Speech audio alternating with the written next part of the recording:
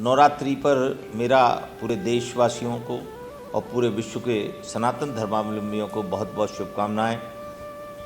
माँ जगदम्बा उनको आशीर्वाद प्रदान करे।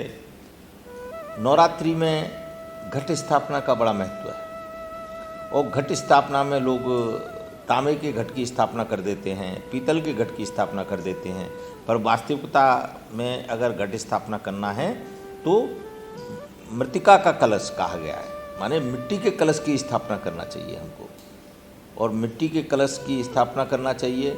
उसके साथ साथ हमको जवारे जो लोग बो देते हैं अन्य अन्य उसमें पात्रों में, वो भी मिट्टी का ही पात्र होना चाहिए जिसमें हम जवारे बोएं। और जवारे बोने के लिए अभिजित मुहूर्त का कहा गया है कि अभिजित मुहूर्त में उस दिन जवारे हमको बोना चाहिए, प्रतिपदा के दिन। तो इस तरह से हम, और जो जवारे जहाँ बोते हैं उस कलश के चारों तरफ और उस पात्र के चारों तरफ हमको हमेशा नीचे लाल कपड़ा रख के आसन प्रदान करना चाहिए।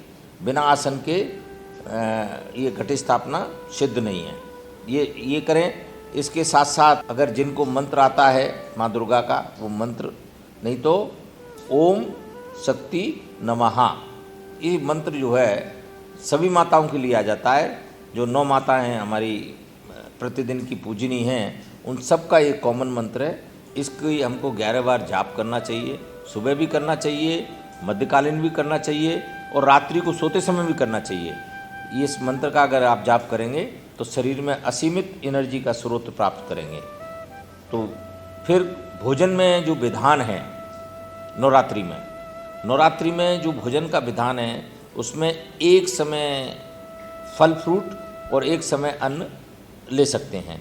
कई लोग जो निर्जल व्रत धारण करके भी माँ की आराधना करते हैं, पर शास्त्र में निर्जल व्रत धारण करके आराधना का ये जो अध्याय है, ये जो है त्रेता युग का था, परंतु उस समय की परिस्थिति और आज की परिस्थिति अलग है।